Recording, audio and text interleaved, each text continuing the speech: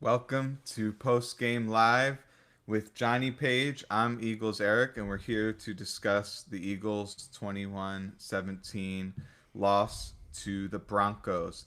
Um, but before we get into the offensive and defensive section, we know it's going to be a big talking point, so we'll just briefly address the ref situation. So I'll kick it over to you, Johnny. Like, what is your overall assessment? Was it more like bias or incompetence, or is it not a big deal in general? What are your thoughts? Oh God, I feel like we have to get it out of the way because, I mean, if our Discord is blowing up with complete chaos, then Twitter's even worse.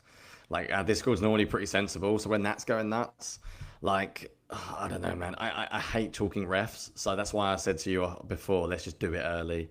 So let's just get it out of the way early. The Eagles didn't lose the game because of the refs, so I'll say that first of all. They didn't. They lost the game because they deserved to lose the game. I think the Dallas Goddard one is obviously pass interference. I don't think it's rigged. I think it's just a crappy call. Like I think refs in general don't want to call pass interference towards the very end of the game like that. I think it is clearly pass interference, and I don't love the Zach Bourne one, but I'm 50-50 on it being called. Like I think it's a bang bang play. I think he's hard done by. I think it's one of those where it's annoying because the receiver sort of like he's like levitating in the air. But I think Zach Ball maybe left a little bit on him. But and then the other one that annoyed me was the outside the tackle box. Um, that's a really interesting one because firstly, I hate how that's called, and I think Romo actually did a good job talking about it. But technically, if I'm an Eagles fan, I'm saying there's a guy in the vicinity. Like, I hate the way they call that in general. There's loads of plays where the guy does not try and complete it to someone. But someone tweeted, I don't know if you've seen me, Eric, I quote tweeted something that someone tweeted. I think it was someone tweeted Les Bowen, basically saying that they used improper replay assist to make the call. So based on NFL rules that they've quote tweeted, they're only supposed to use replay assist. And it says here intentional grounding only if relative to the pocket or ball landing beyond the line of scrimmage. Now, replay assist is a new thing, but I think they may have used it incorrectly. And I'm trying to look at comments online, and it doesn't mean I don't want to go down the rigged. It doesn't mean that it's they've done. I mean, the replay assist is a new thing this year, isn't it? But I wonder if that's why they didn't announce it in the stadium, because they almost realised as they've overturned it that it goes against their rules. Because that was bizarre. Like to just not say anything. It's just all of a sudden like, oh, it's 3rd and 6. So Travis commenting is in the vicinity to find rulebook. No, I'm pretty sure it is. And Eric, this is probably your wheelhouse more than I am. So I don't know. I don't know if I'm saying something you haven't heard of here. I'm like frantically googling it now as well. But this It is from a is. It's yeah. up to the discretion of the refs. It's one of those subjective calls. Now, my question here is: it doesn't seem like plausible that the refs would violate the NFL rules, and I don't know if we ever got an official word on this. Maybe they then said he was outside the pocket, or did Yeah. they for Well, that's sure the thing. say They it didn't was the say anything. vicinity? They just didn't announce. That's the thing, Eric. They didn't say anything. Like as far as I'm aware, unless if anyone's, I'm guessing no one's listening who's there in the stadium live. Maybe they said something that we missed on TV. But the TV footage I was watching here, um, they didn't say anything. And I know that they didn't have anything to whatever it was CBS or whatever because Romo was saying the same thing. So we don't actually know why they overturned it. Um, so again, people who are watching live, comment if I'm missing anything here. But I don't think anyone actually ever said that. Therefore, I think it makes it really hard for us to see why they overturned it because they didn't tell us. If they had told us why it was overturned, then we could have at least had an idea. Yeah, what's your overall takes on the refs? I'm guessing similar to me in terms of the Goddard one is obvious, but Um, I don't know. Like, from in my opinion, on the Goddard play, Sirianni probably told him go down there and then pretty much get interfered with and see if we can draw a call. it was a weird, It seemed yeah, like the whole drive Goddard was doing that. because Was if it like was completed, it wouldn't have worked, would it? Um, he right, wouldn't it have would have been he game wouldn't have got out over. of bounds. I don't think. I think they almost needed PI because he was like 2 yards short. Um, yeah, I'm It with you. so I don't like like blaming refs in general, to be honest with you. if the receiver is like making every effort to try to like work to the ball and gets impeded, no question about it. It kind of looked like he went down there and just kind of fell over. And yes, there was some like restriction, but I could understand why they didn't call it. I didn't think that was egregious, to be honest with you. Um, but and okay, so do you have anything more about to say to the ref, like about the ref game? Because I No. really want to talk about the offense. Yeah, we're gonna piss off a lot of people who are gonna want to comment more, saying it's not rigged, and I think they may have done us a disservice. I don't know, man. You win some, you lose some when it comes to refs. I don't like to talk about them very much because it's boring, and if you want to go and listen to other people talk about them for the next hour, that's entirely up to you. And I really, really respect your decision to do that. But I don't think we can bring much as analysts who watch the game if we just say the refs cost us. Like there were hundreds of other reasons why the Eagles lost this game. I don't like the Zach Ball one. I don't like the I don't like the picking up the flag on 3rd and 6. I don't even like the fumble earlier on, if I'm honest. But I text my mate who had one with the Jags game the other day, a very similar one with a fumble, and he said the same thing. But the refs this year seem to be any semblance of arm moving forward in the slightest, and they're calling it a fumble. So I don't know. I don't love that decision either. But no, I'm fine. I think we should move on. As I've said, if people want to vent about the refs all game, that's fine. That won't be what we do here for the next hour. Yeah, I mean, my like as I'm watching the game, I wasn't thinking like, wow, the refs are really screwing the Eagles. It looked like a lot of unfortunate kind of 50-50 calls that went against them, and that happens. What I did see is the offense melting down once again. And I want to get your first impressions because there was good. Like, and Yeah, there it's was. kind of becomes a theme here where we're like, yeah, do that. Yeah, do that. And one of my initial impressions was the play calling is erratic. You talked about it last week how Ali Conley will describe a good offense as the ball continuously Yeah. rolling downhill. But the Eagles, take away their two big plays, they didn't kind of do diddly squat, and their ball is not moving downhill. It's kind of like this. It's on a staircase and it goes boop, boop, and Yeah. in between it's just coasting level or sometimes going back up a level. And to me, that is a worry because that's something that I don't think that just magically cures itself. So curious to hear your thoughts. Yeah, my impression was it was probably the best game they called for about 2.5 quarters. But, and I don't want to be negative, and I said this on Discord to people who were there, I said, the Eagles have a type. They will batter single high man coverage by going down the field. And what did they get in this game? They got a lot of single high man coverage. And what did they do? They went down the field. They have plays that work, like the Saquon Barkley go on Singleton. I mean, you nailed it in your preview. But again, we're not being rude here. Me and you, I think, had a really good idea of what the Broncos were going to do in this game. I read your film review after I did mine, and they aligned almost perfectly. So if we can see it, they can see it. So they knew they were going to get some single high man coverage. They knew if Pat Surtain is going to cover AJ Brown, then you can go down the field to Devontae Smith on Moss. Like they saw these things, but it's not consistent. It's you said it's when they get the right coverage, the play seems to work. And I know Kurt Warner's big on this, but where are your answers when you don't get what you want? And it feels like the Eagles call plays where if we catch them in this, we'll be really good. But if we don't, there isn't anywhere else to go with the ball.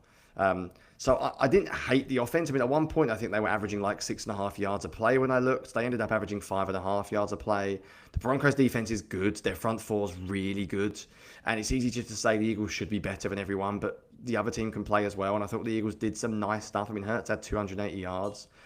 We'll get into it more, but the things for me were just some of the individual moments. And I'd still maintain, and I'll drive people insane, because they threw the ball quite well this game, but the running game is not good enough. They had 6, and today actually averaged quite a decent amount. And I get why Romo was correctly saying that the defense dictates what you can do.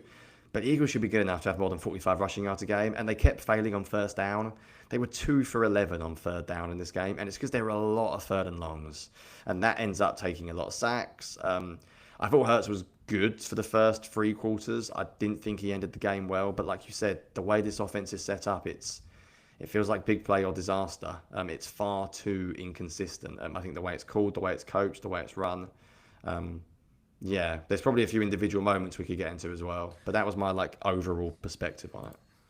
And I think this seems to be a consensus because I've seen several comments along this line about the offense.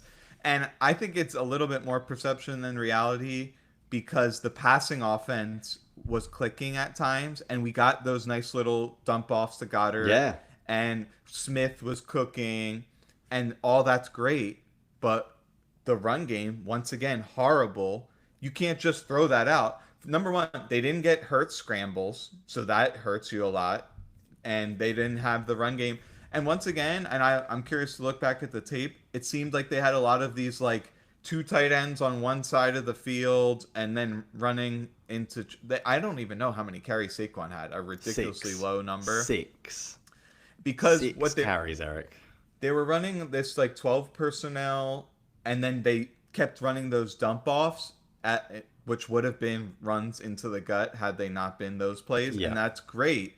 But still, the spread run game is not it's existent, which is unbelievable.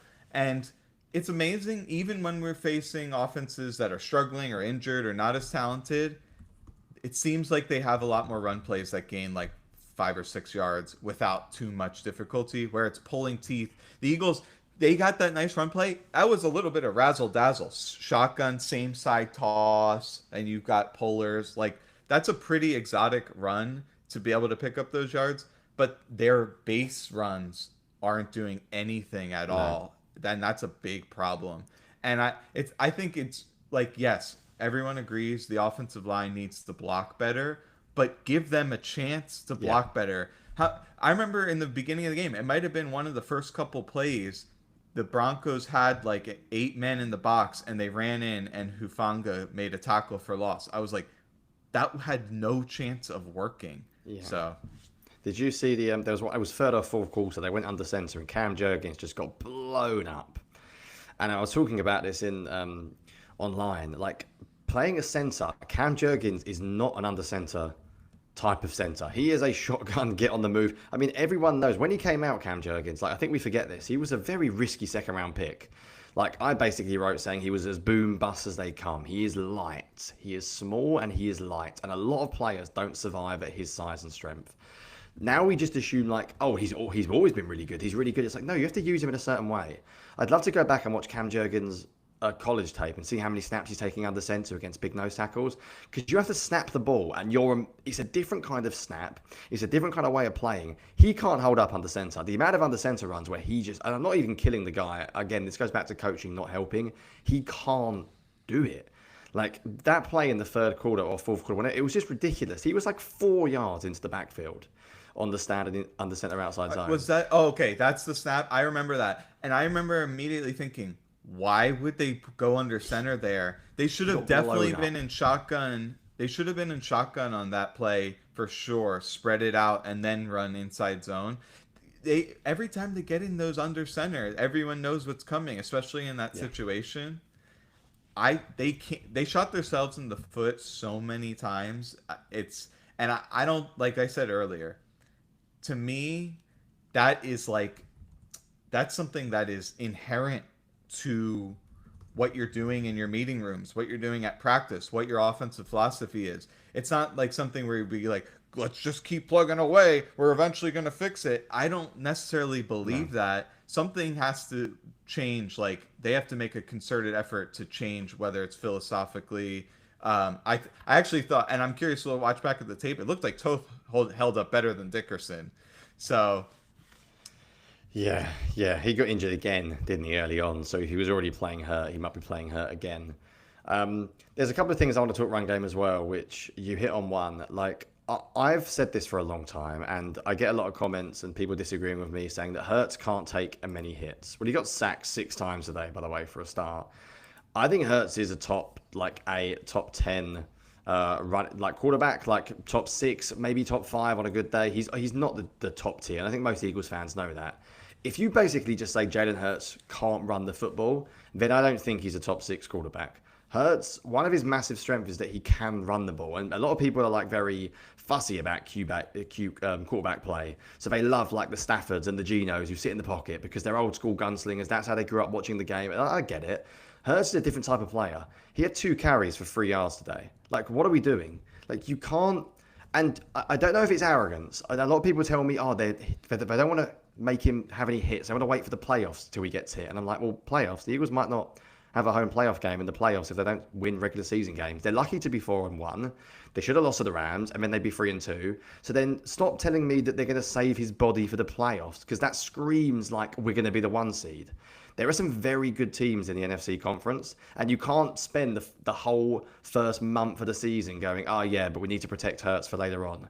Like, at the end of the day, he's a mobile quarterback. He's a big guy. He can take shots. I watch Josh Allen run around every week like an absolute loon and survives. Hurts pretty much takes care of his body relatively well.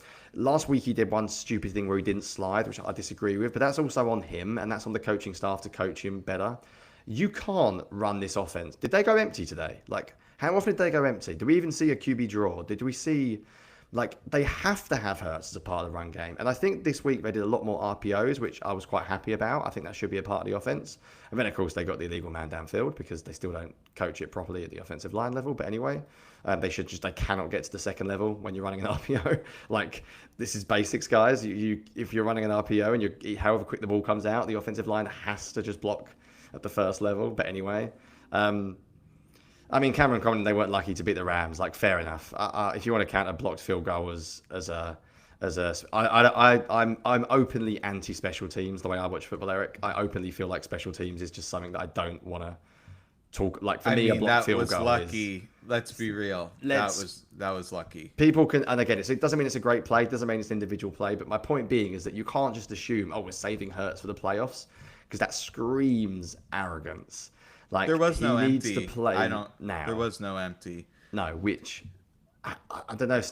Eric, it's not just us. You're a film guy. You're a stats guy. The film shows empty works. The QB run game works, and the stats do as well. The stats. It's always great as a film guy. Like, I'm not a stats guy, mainly because I haven't got the time, and you guys are too smart for me. So I just read your stuff after I watch it and go, oh, I hope my stuff matches what Eric can say. Oh yeah, and it does, and it's like, oh good, that's nice, but. The stats show, and you know them better than I do, that empty, 11 personnel, spread out runs, and Hurts running the ball is the cheat code. And they've got a part of their offense that they're just not using. And I don't have a clue why Hurts is not running more. As I said, he got sacked 6 times today. So how are you protecting him getting sacked anyway? I'd rather him get hit running the football knowing he's going to take a hit than standing there in the pocket getting hit anyway. And there was probably the most number of plays by volume that I was like, that's a concept I like. And it's hard to say from the broadcast, but just visually it seemed like I was like, oh, I know that play, I like these concepts. And the problem was, and I think it's something you could say extrapolates to the entire season, is this play sequencing. It doesn't seem to be any rhyme or reason to any play call. And it's like, oh, nice. Yeah, but that was just arbitrary that you called it at that point, and it worked. And it's something I talked about in the offseason, is Kevin Patullo, as much as he might be a mastermind at everything else, which he isn't, but let's just say he was, he's still play sequencing. That's not really something, it's hard to study, let's put it that way. Especially because once the previous play is done, you have to be on your game, and you got to get that play call in fast. Clearly, that's not happening because the Eagles are getting to the line extremely slowly, causing potentially a game-losing penalty because they got to the line too late. And what I think it is fair to say, like, if one of your core tenets is detailed, it's clear this season on offense the detail is lacking. Do you think that's a fair characterization? Yeah, absolutely. I mean, I don't know enough about the illegal shift one, so people can tell me about that. I'm pretty sure that Romo said that a receiver moved, which meant that Barkley had to reset. But it's just, I've said for a while, the Eagles don't sweat the small stuff, and that's how I feel about the offense. I feel like you said, I think they're lucky they have such good talent that they call plays that they think their talent will bail them out. Like, as I mentioned, you mentioned about like random plays. This is nothing against the Devontae Smith deep shots. They're wonderful today. The Saquon Barkley touchdown is a brilliant call. When it comes against single high man, we know they can do that. Like, guess what? Saquon Barkley can run past, what's his name, Alex Singleton on a deep route. Like, very good. It's a great throw. It's all good. It's not. I'm not being negative, but like, we need to see more. I've seen NFL, Devin Jackson just tweeted this. Next Gen Stats have got this. Doesn't surprise me at all. 10 of the 14 Broncos pressures and 5 of their 6 sacks was when sending 4 or fewer pass rushers. you wrote about this, and I thought the Broncos pass rush was really good. And I think because they don't have big names, like I'll be honest, I didn't know how good Benito and Jonathan Cooper were until I started watching, and Zach Allen, that they've been underrated. But the Broncos basically realised, right, we're going to show blitz. We're not actually going to blitz because the Eagles have fixed that. If a team wants to blitz Jalen Hurts all day long, Jalen Hurts will make them pay now because they've got answers. So now what are teams doing? Right, they're going to put 6 on the line of scrimmage and they're going to rush 3. 6 on the line of scrimmage, they're going to rush and they're going to rush 4. And now you need the different plot, the different answer. And I think the Eagles don't have it. As I said, as you mentioned, they have independently good play calls because what they run depends on getting a certain type of coverage. As Kurt Warner would talk about, where are the answers for like everything the defense can do? Yeah. Shall we? I want to talk about one more thing on offense as well. Yeah, okay. Go for it. Last thing before you wrap up the offense is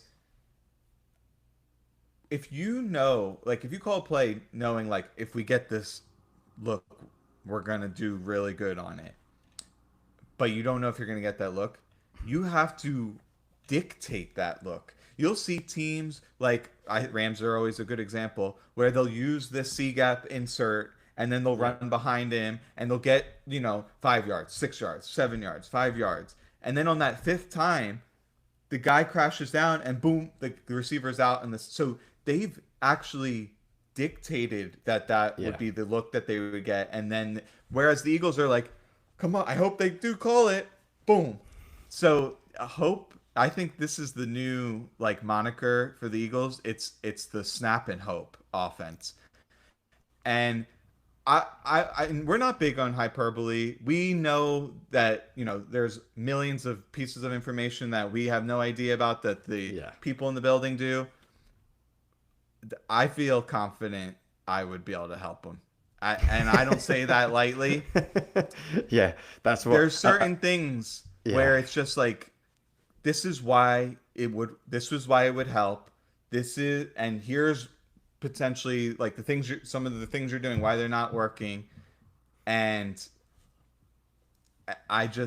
sometimes it's inexplicable what they are doing. And that's one of the things we'll never get the answer, because even in the press conferences, even when they're asked pointed questions, it's just a word salad, which I completely understand.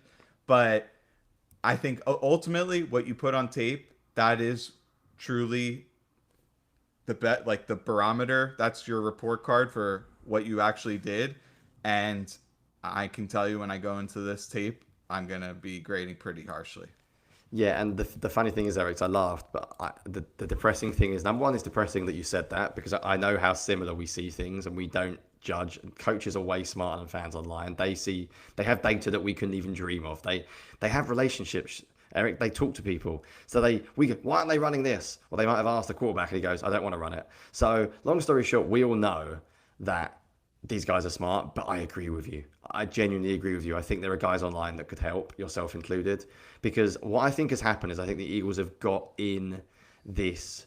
I think by the way, it's hard to repeat in the NFL. It's really hard because guys become different. They all want different things. Players have their own preferences. Coaching is not just about data and scheme. It's a people thing. That's why Sirianni's a good coach. He's good with culture. But sometimes a quarterback might go, I don't want to do this. I don't feel comfortable doing this. And it's your job being like, well, you sort of need to. Someone might say, well, I don't know, Jalen Hurts' agent might be saying, I don't want him taking 15 hits a week. There are so many things that go into football. I don't know, I'm speculating, I'm making up stuff there.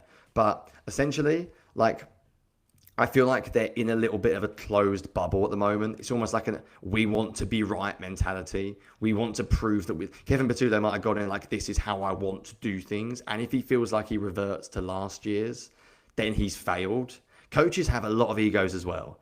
I don't know, maybe Patullo and Stoutland have clashed, and Stoutland said, all right, then you take over the run game, because I'm telling you now, the run game is not the run game that Stout did last year. So I don't know what's happened to the run game change. And maybe it's almost like Patullo's got pride, doesn't want to actually sort of go back on his word. These things are really complicated. But I agree with you. It feels like they're sort of a little bit in their own little world. And it's like, well, we need to get better. That quote when he said a while ago, like the run play would have worked if it was blocked better. You know what I mean? Or something like that. And I was like, well, that's just nonsense. That's like saying the Eagles win the game today if Devontae Smith catches the Hail Mary. Like, that's not how good offense works. I want to just talk one final thing about two things, actually. I'll give you one more. Nate Tice just tweeted, by the way, we ran 24 plays in the second half, one run and 23 passes. We were winning. If that's not the Eagles' identity, that's just not. Like, they were winning. Can I say something real quick on that? Yeah, go for it. And then I got one more thing I need to talk about. Yeah. In my opinion, from what I've seen, it seems like they go into the game and they're like, this is what we want to do. And it may be a good idea, it may not. And I think in general, like, they had a lot of good ideas in this game, but it seems like they're very inflexible. So they go in and they go, we're going to replace the run game with these short RPO, blah, blah, blah, today's. Okay, but you don't need to go all the way to the extreme. Like, they seem so extreme in everything they do, and that's where predictability, volatility comes in. You talk about a team that wants to reduce variance. When you're extreme in, like, your play calling, game planning, personnel packages, so on and so forth, you're inviting variance. So you could almost argue that is a counterpoint against what they're wanting to do with turnover aversion. Yeah. So you want to put a bow on this offense? Yeah, I want to talk one thing. I want to talk effort. Like, football is an amazing sport because we love it as fans and we geek out, and people listen to this podcast hopefully follow us because we have some interesting takes on scheme and data. But all sport goes back to, and I don't think I agree with Sirianni on this, all sport is fundamentals. Like, the cool plays don't work if the receiver can't catch and the QB can't throw. Effort is a non-negotiable. And the Eagles don't play with high effort on offense. And I don't know if this has come from an arrogance thing, an anger thing. There were two that stood out today. There was one to Dallas Goedert in the first half. And I love Dallas Goedert. He's one of the Eagles' great tight ends. But he basically was running a crossing route and he was like, the ball's not coming here. And he didn't run it hard. And Hurts ended up throwing what I think the All-22 might have been quite a clever throw. But Goddard wasn't running hard. And I hate doing this, so I don't want to spend more than 2 minutes on it because we'll have enough time to talk about it. But the AJ Brown one is a bad look. I don't know if he would have caught it. I don't know how far out of bounds. I don't know I don't know whether it would have been overthrown. And these are hypotheticals that we will never know. All I know is I've watched countless replays of him running a go route from empty or a stop and go or whatever, and I think he gets slowed down a little bit by the defensive back, but he stops. Like, he stops on his route. He doesn't even jog at some point. He almost comes to a walking speed at one point. And the Eagles have got to figure out wherever the hell is going in the locker room, because you can't win games like that. Like, I'm watching another clip of it now. At one point he's looking, but then even when he speeds up, it's like it's a half speed. And I don't know what's happening there, but you can't win at a very, very high level without really high effort. And that AJ Brown one's a really depressing one as someone who loves AJ Brown. I'm watching it again for about the 15th time.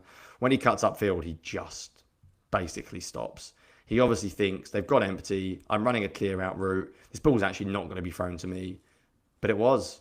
And if you sprinted 100%, I think he may have caught it. Maybe the Eagles win. So I wanted just to mention it. I don't even know what else to say about it, to be honest, because what else can you say? The guy doesn't run it hard. Well, there was this tweet floating out there by a prominent Eagles content creator that suggests that he slowed down at the time of the pump fake and it was part of the design. And I don't want to say 100% that's wrong, but 99% chance that's wrong. He just, like you said, he kind of gave up on the route. And it's kind of back to this whole snap and hope. It seems like they're assuming that a lot of the receivers are assuming I'm not going to get the ball. Oh, if it takes this long, we're going to be sacked. He won't see me even if I'm open. And you can't play football that way, especially when you're the team that everyone's gunning for. Yeah, you're right. I don't think it's just laziness. I think it's like uncertainty. It's the players are genuinely thinking there's no chance I'm getting this. Like Dallas Goedert's running the crossing route going, I'm never getting this football. So I'm not bothering. And the Eagles need to fix that. They need to have a big meeting, get the players on board, because you can't win football games. It's too hard. I had loads of people commenting on Bleeding Green saying that I was being too positive about the Saints because everyone hates Sean Payton because he's an idiot. And I get it. But there's some very good teams out there. They're very, very well coached. And you're not going to just walk in and beat good teams because you're more talented than them. You're going to have to play hard. And I think the defensive side has got no problems with this. I don't think Fangio would stand for it in the slightest. I have no question of marks about effort on defense. It just seems to be an offensive thing. Imagine if you were on the defense. We'll flip it over to the defensive Yeah. side. You would be pissed because you're Oh, like yeah. the look at this offense that they seem to be extremely volatile. Either they're scoring touchdowns or they're going three and out, and then we have to be back out on the field, and they're doing so good. Like throughout the first, I don't know, 2.5 quarters, they're Three quarters, doing I think. Yeah. yeah, 3 quarters they're doing phenomenal. Eventually, like it just catches up to you where you're like, man, we should have just put the game out of reach. And then the Broncos, like one of they started to kind of change around their offense, and they didn't abandon the run in the second half. And Nope. I would give them big credit for that, even though Yep. they were down a couple scores. And so flipping over to the defense now, like what's your one or two biggest takeaways overall? Yeah, I thought they were really good for 3 quarters, and then they obviously melted down. Like the Broncos ended up averaging 5.1 yards per play. They were 5 out of 16 on third down. I think overall, when we watch the film back, we'll go, this was a really good defensive performance for 3 quarters. And then they got bogged down. And I think mentally, again, I talk a lot about psychology in sports. The offense was just giving them basically nothing. After that Saquon Barkley throw, the Eagles gave them nothing for a whole 27 minutes of the second half. And I think eventually the defense just got a bit worn down. I think again, Sean Payton's a really good coach. I think he saw some things. I think in all honesty, even in the first half, they had some shots down the field. I think Payton designed some really nice plays and Knicks missed them. And then later on, they got lucky with a couple of penalties. I don't think I'm going to watch it and go, wow, the defense is really poor, really struggling. I think they gave up 21 points to an offense that I think is really good. I think if you had told me before the game the Broncos are going to squeak 20 points with a 2-point conversion, I think you'd say, yeah, they scored 20 versus the Chargers. The Chargers defense is really good. I don't think that's that bad. I think it was the offense that cost them. That would be my big picture. It wasn't perfect, but I thought they were okay, like a 6 out of 10ish type performance. Yeah, and Sutton, he kind of got the better of He Q did. at the end there, and like it was good coverage, but he just lost at the catch point. At some at a certain point, there's nothing you can do if the Mm. offense executes perfectly. I didn't have Yeah. any problems with pretty much any of those plays. Although on that deep in cut, I thought, and I'll have to watch it back to see what happened. It looked like Q could have had a better play on there, and somehow he got beat pretty good to the inside. Um, Ringo, I thought and I once again, especially when you're watching defensive backs, it's Yeah, it's hard to so make hard. proclamations about the broadcast. It looked like he struggled. Um, Now, and they so much so that they put a Dory Jackson in on that 3rd and 8 at the end. Did you know? Did you know I that? did not know that. Interesting. No, I didn't. Yeah. So that the obvious there was a number of plays that I could pick out, but when they ran that condensed quick one out to the pylon, I was like, you cannot just let them run straight outside there. Like that's so obvious, and they seem to get beat outside over and over again. And this is something on tape. Like if you watch on tape, the edges were soft against the Rams. The edges were soft again. There's I don't know. I'll have to go and diagnose what the issue is. I think it's a little bit like the edge rushers don't get any vertical displacement in the run game. Mm. Looked like DeJean got walled off maybe a couple times when he was the fill guy. Maybe so. I'll have to look back at that. Ringo, yeah, I don't know. We'll see. We'll see. Wait for the Yeah, tape. it's a It hard didn't one to analyze, seem isn't as it? good. It's a tough one to analyze because I feel like now everyone's going on like the run defense was a real problem because they had a couple of big runs at the end, and then the game ends and you're like, right, let's take a look. So the Broncos had J.K. Dobbins was 20 carries for 79 yards, so basically 4 yards a carry. Like they're a good run game, Denver. I think that's okay. Harvey was 4 for 12, so 3 yards a carry. You look at their EPA, J.K. Dobbins negative 0.13 per play. RJ Harvey negative 0.19 EPA per play. Like it was fine. It was a very average run game. Like it wasn't brilliant. Their early down rush wasn't great, But I think they did what the Eagles didn't do. And I'm going to keep going back to it. And you said made a really good point. They maintain commitment to the run. And what the run can give you is even if it's just 2 and 3 and 4 yards on early downs, you get into second and fours, you get into second and sixes, you get into third and fours. They didn't. I'd love to see what the Eagles' third downs look like in the second half because I'm convinced it will not be pretty because they couldn't run early on. And I think that inability to run, or not even bother to run on early downs, and also I think Bo Nix is incredibly streaky. I watched him a lot for the preview, and I was like, I think I love how he plays. That's my kind of quarterback. I quite like the gunslinger who can run around a little bit. His pocket movement is like atrocious. He doesn't step up; he runs up in the pocket. He did that once today. But when he gets going, he gets going. Like the guy can sling it. The guy's got really, really good arm, and I think him and Cortland Sutton got going. And as you said, how do you stop that? When they run like a 5 yard back shoulder throw, you're not going to double Cortland Sutton, are you? It's going to be Quinn Mitchell one-on-one, and they made plays, and in football that will happen. I think overall the pass rush was like a mixed bag. It was okay, but like the second half, like you go through the Broncos drive charts. I'm just literally reading aloud here: punt, field goal, punt, punt, punt, punt, punt, and then we get into the fourth quarter, and it's touchdown, touchdown, field goal. But even those touchdowns, because of the kickoffs these days, only 64 yards. We're not talking 85-yard touchdown drives. Like the defense was basically perfect against a really good offense for 3 quarters. And the Eagles offense just didn't give them anything. It just needed like a couple of long field goal drives. And I think the defense was fine. I'm so much more inclined to blame the offense than the defense in this one. Random, but I thought Brandon Mann maybe had his worst game. Yeah, He that was didn't either help either. blasting it through We the suck end on special zone, teams. and We then he really had the bad. 25-yard punt at the end, which was absolutely brutal. The Also, kickoffs. We bring were up one rubbish at them. specific play, and like overall, yeah, like I'm never gonna criticize Fangio. The only recurring thing I would ever criticize him on is he seems to get stubborn on those end of half, end of game It's drives. hilarious. He'll call the same thing Yeah. over and over again, often a blitz and to moderate to poor efficacy. But there was one where he got completely schooled by Peyton when they went into that 4 strong look, and we have 5 on the line, and they got the easiest completion against like I don't know what it was. It was either a saw blitz, which is just like cover one but with 5 men rushing, or it's just a zone version of that. And they gave up that wide open completion over the middle that almost sealed the game. That to me was a really bad call because Yeah. they were on like 2nd and 12. It made no sense. Maybe he thought they were definitely going to run, but in that situation, it really didn't make sense for them to run. That was one tough one.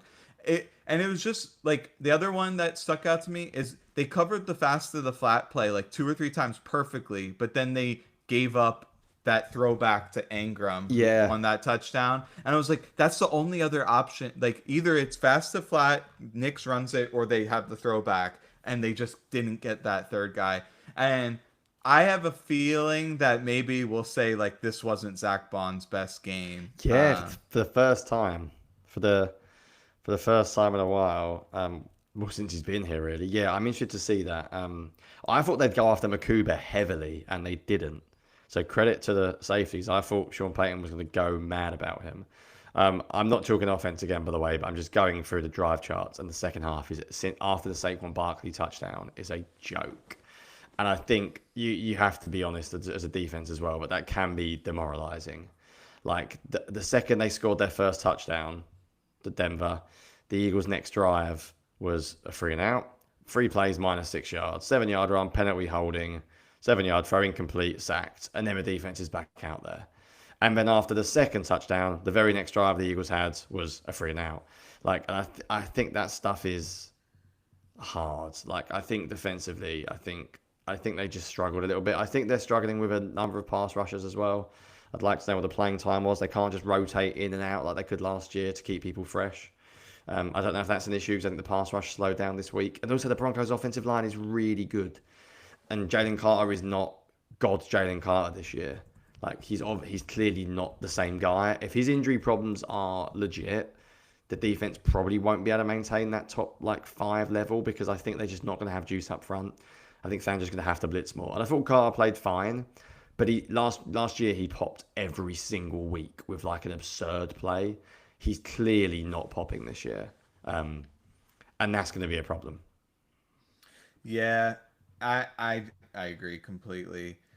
And yeah, it's like it neither unit is dominant enough where you can just be like, all right, that's the strength of our team, and let's try to get by with the Yeah, other unit. Um, and it's like, yeah, if the pass rush is better, maybe that helps out cornerback too. yeah, And I think a little bit like Bond, he knows he needs to be Superman to some extent, and that can hurt you at times. And that's what it looked like to me just watching the broadcast, that he was pressing a bit, like just trying to make every single play, which it's a double edged sword. But you know, it may need, like, luckily they have a reprieve in their schedule where they face a couple of not good teams, and my guess is it's probably still going to be ugly football to some extent, and they're going to just limp into the bye week, but they'll probably get several wins in that time frame. But like going forward, like what's something you and just is opening up to the whole team, offense or defense. Like what is yeah. something? Let's just say one for each unit. One thing you would love to see that is like reasonably something that they can reasonably achieve in the next few weeks. Not something that just you magically wish was better. Yeah, I'll give you two, I guess. The offensive one is easy for me. I've mentioned it, but I really, really do think Jalen Hurts has to be a big part of the run game. Like, and I know I'm a broken record. I just think it's a cheat code in the run game. You basically get an extra blocker. I mean, you get an extra player. That's been what the Eagles are really good at.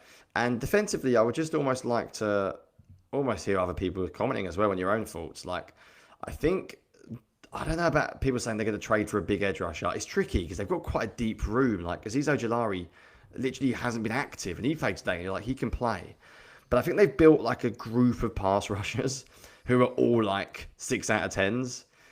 And I feel like they need, if it's not going to be Carter, they need someone to like explode and be really good. Because at the moment, I feel like if you're a good offensive line, you're like, oh, well, I can take him. Like Ajomo's good, but if I'm one on one, I feel I'm all right. If I'm okay against every edge rusher. They haven't got one that commands doubles, and I think my Look at worrying Nick fault, Finito. He like won. yeah, He practically won yeah, the game for them. yes. My negative fault is that last year I was very down, not down, but I thought the Jalix Hunt pick was a weird one. And then I sold myself that actually he's a former safety. He can play lots of different roles. He can drop into coverage. And then obviously had the playoff run where he blew up. And then Jordan Mailata came out this offseason and said like he's going to be a star. And I think everyone was like, okay, Edge is fine. We've got Nolan Smith. I'll be honest, I can only say what I see. I just don't see him out there very much. I don't know what his pass rushing numbers have been like every week. I haven't been tracking them, but I struggle to. I didn't see him today. I didn't see many edge rushes where I think, oh yeah, Jalix Hunt is the young guy, and it's not his fault because I think he was a 2-3 year developmental player even when they drafted him, and it's only his second year. But I don't know if the Eagles are going to make a splash at edge, but I feel like they're a pass rusher short. Look at what Josh Sweat is doing this year. He was a really good player, and they lost him. Milton Williams has been really good for New England. I think Milton Williams and Josh Sweat might be the two best players on both those teams' defensive units this year. So like the Eagles lost legit talent. Like they're real players, Milton Williams, and I feel like people just crossed them off. Like yeah, Milton Williams wasn't that good anyway. Josh Sweat wasn't that good. I'm like, they're missing them. So I don't know if it's one reasonable thing, but I do wonder if an edge you get these veteran edge guys out there who can do something. Darius Smith was one of them. You never know. Maybe a move comes for one of them. Yeah, what about you? What would be your two things you're looking for? So I would like to see evidence of, well, okay, actually, let me just simplify it. What I was going to say is I'd like to see evidence of play sequencing where they're going to set up things throughout the game to use later on. But I'll throw that out because all I really want to see is shotgun spread runs. Yeah. Just no detached tight end, none of this dual tight end BS, no 3x1 with a nub. Forget it. No, everyone out, and then we have, we can do counter, we can do inside zone, we can same side toss, QB runs, QB lead, slide down even if you are giving up 2 or 3 yards just to protect That's something I'd really like to see because I the one thing with defense, they can make a trade and upgrade themselves considerably because they just have like a few chinks in their armor. The offense, they can't do that. There's no trade to be made to magically fix them. So it needs to come from within, and it needs to come from their offensive approach. They Yeah. talked many times about they feel like they're still trying to gather their identity.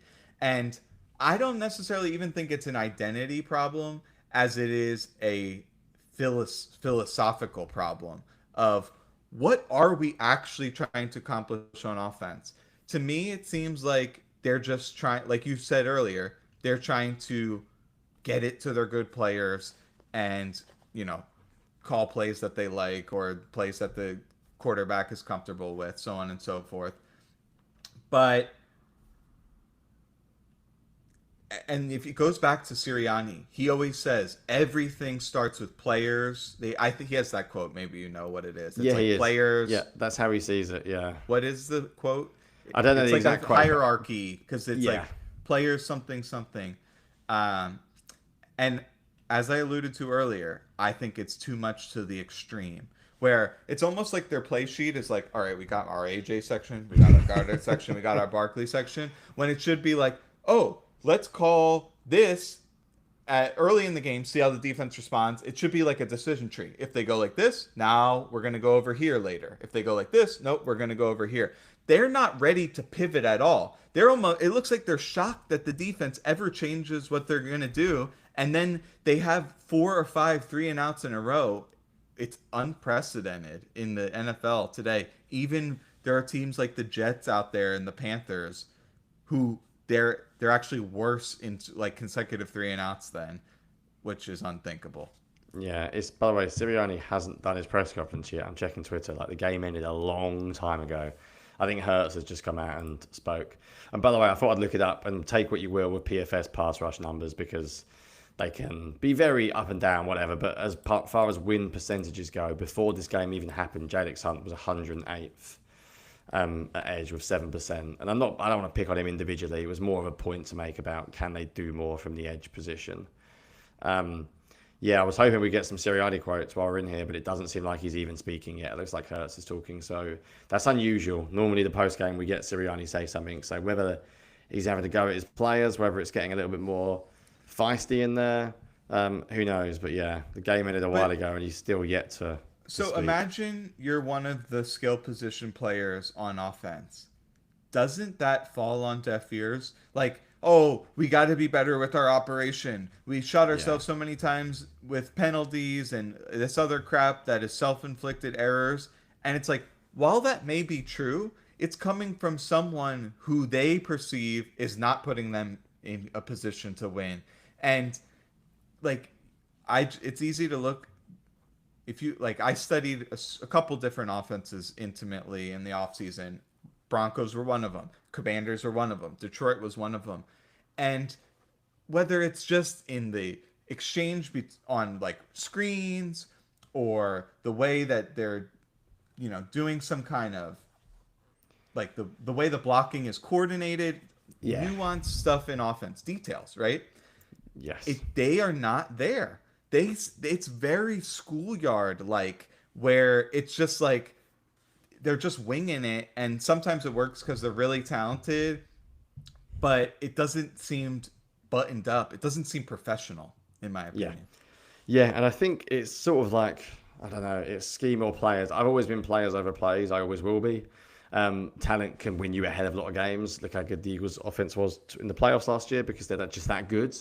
But at some point, like scheme has to matter a little bit. And as you mentioned, the minor details is something I've harped on for a while. There's a lot of stuff like that that isn't good enough. Like, and the other thing I would say is before we, Downfield blocking yeah, on and the. before we wrap up, like people can laugh at the scheme guys when the Eagles are 4-0, going that why are we talking about? It's because this was coming. Like, let's be real. In conclusion, like this result was it was on the cards, wasn't it? Like the team has not been good enough to be where they are. You can only look at so many rankings when I see they lead the league in free and outs, and they're like that stat. You can't be that good. It will eventually come back and bite you. Like the Eagles could be 6-0, and if they were playing like this, I'd still go, yeah, but they won't win it all. They simply have to be better if they're going to actually make a real run this year. I don't care what their record is. I think Jalen Hurts is such, and the offense, the way it's built, is almost so efficient in some ways in terms of winning games because of the tush push and because of the individual talent and because of how good the defense is. They're going to win like 11 to 13 games probably. But everyone who watches his team every week doesn't feel like they're watching a special team, not on offense anyway. I give the defense far less credit for today, and again, when I go back and watch it, I might change my mind on that because I know the Broncos' numbers look okay in the end, but I felt this game would have been over if the offense could do anything in the second half. Yeah, a little humble brag here. Eagles Eric moves to 5-0 in game predictions, and I think I got within the margin of victory within like 2 or 3 points in every single one of them. So I feel like I have a good handle of the team, and yeah, I gave what I'd like to see better on offense with the shotgun spread runs. I never mentioned on defense.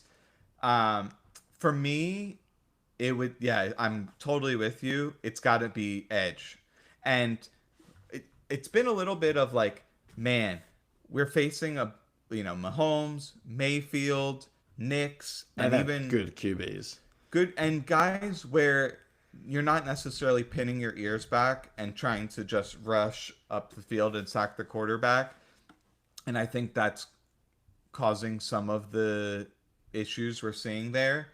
Yeah. But what we're really going to see in these next couple of weeks where they're not necessarily facing quarterbacks like that, and we'll see if the pass rush comes alive. The Broncos do a good job of neutralizing it just with their scheme, all the screens and the PA rollouts. The game went exactly like if you read my preview or if you read Johnny's stuff, it game went exactly how Yeah. we predicted it. Yeah. Like so hopefully even though they lost, you were able to appreciate that. Um, Going into next week, remind me who's the opponent? Is it the Giants? Giants on a short week, so they've got to. Yeah, there'll be meltdowns if they don't beat the Giants on a short week. But short weeks are weird, man. They're not going to dramatically change. But the Giants just lost today 26-14 to the Saints. I mean, the Saints had 332 yards, so like it's a very much a get right game. But I tell you what, anyone can do anything especially on a short week. But yeah, Yeah, I'm probably going to predict a blowout.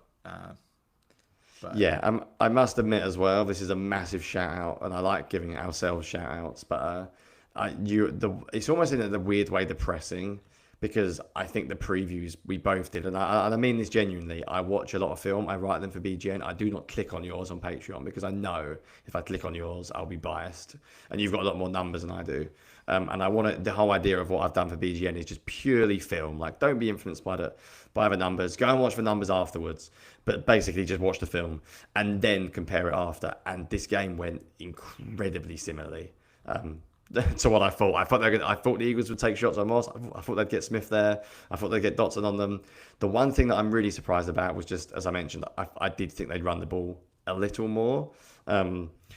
People can say it's RPO stuff, therefore defense dictates it. But yeah, there has to come a point when you run the ball. And also, I've spoken about this in the past, but if you're always running RPOs, it's quite hard to run the ball when you run RPOs because the offensive line can't give it everything.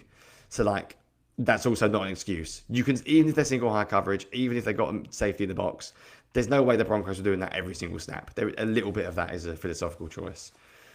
you made me think of something, which is the Eagles, and it seems like it's gone back a few seasons. They'll run something that works beautifully, never go back to it. They'll run something that doesn't work and keep doing it. That to me, I can't explain what that is. Arrogance, incompetence, or just naivety.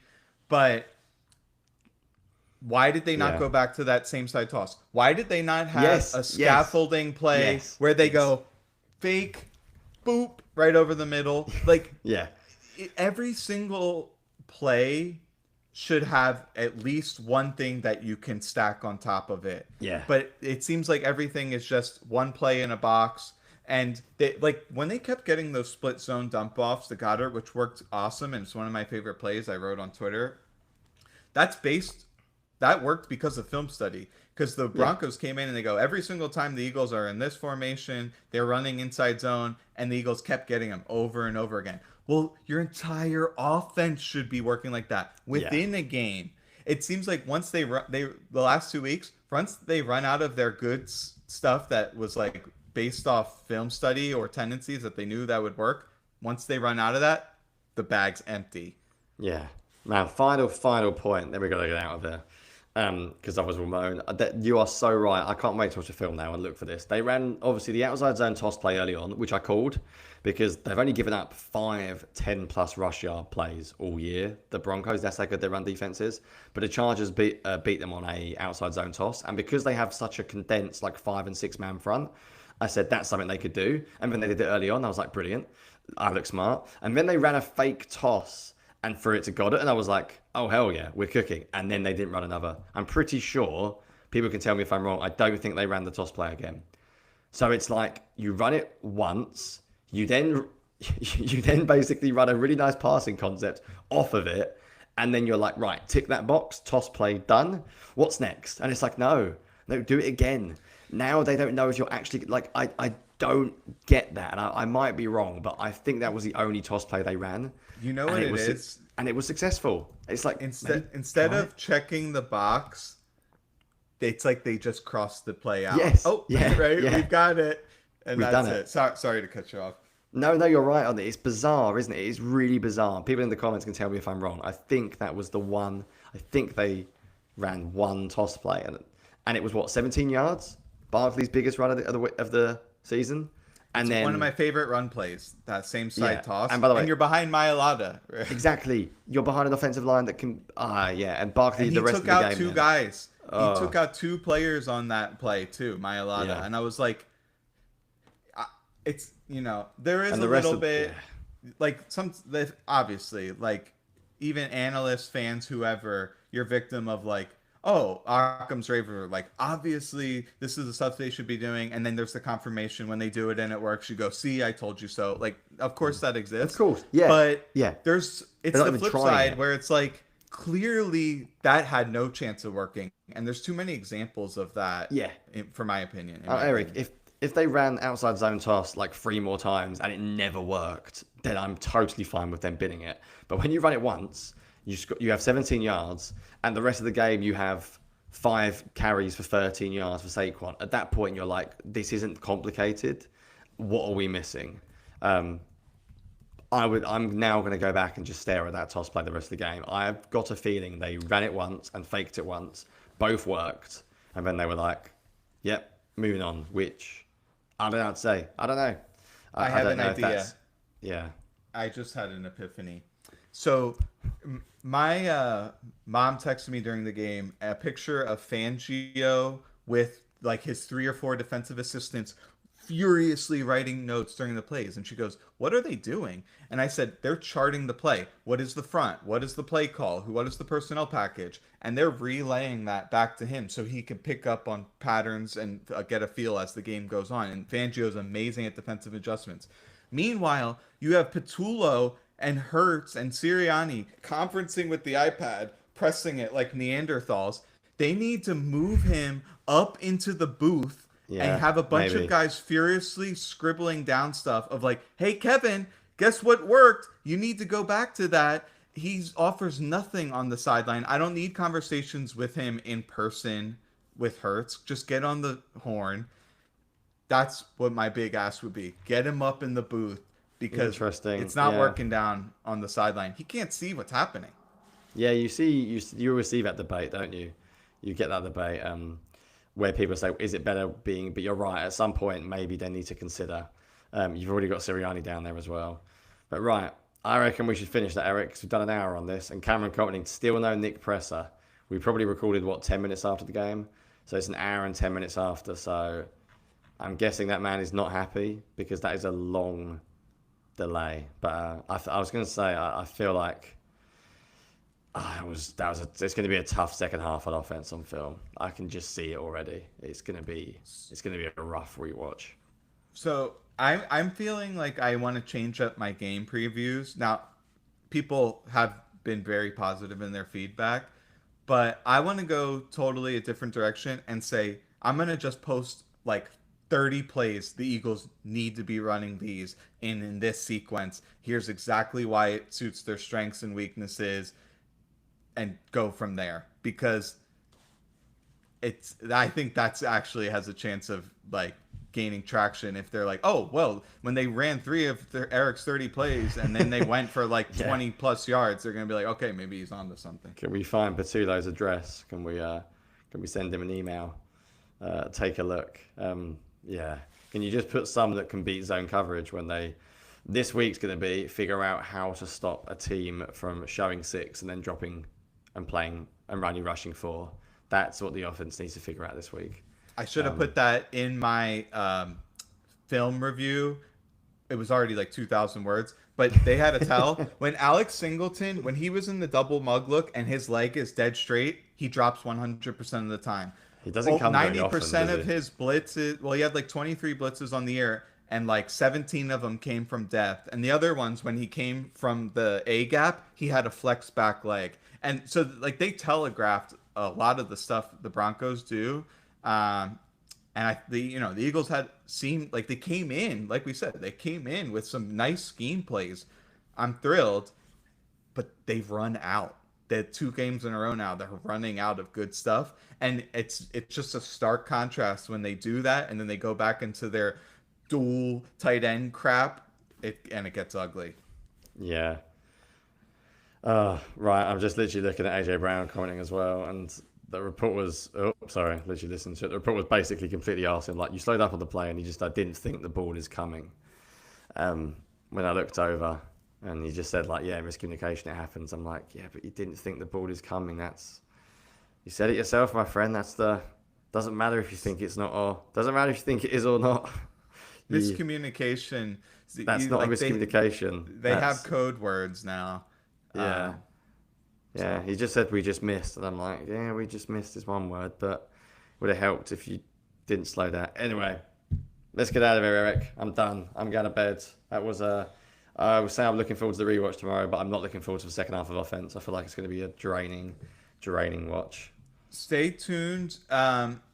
If whatever you guys want to see, we're gonna cover it all regardless. But whatever you want us to focus on specifically, throw it, write messages to us on Twitter, tag us on Twitter, and we'll definitely get all of that out to you as soon as possible. I'm eager to watch the film. Sounds like you are too, Johnny. Yeah, And once a day goes by, I think you have that chance to be like less reactionary and just the nice thing about the film is it's dead silent and you just yeah, you just watch it and you're like, okay, this is what happened. It doesn't yeah, lie, and you're gonna hear from us tomorrow. yeah, man. I'm looking forward to it. Check out Twitter's tomorrow. It'll all be there. All right, this has been another episode of Post Game Live. Go Birds.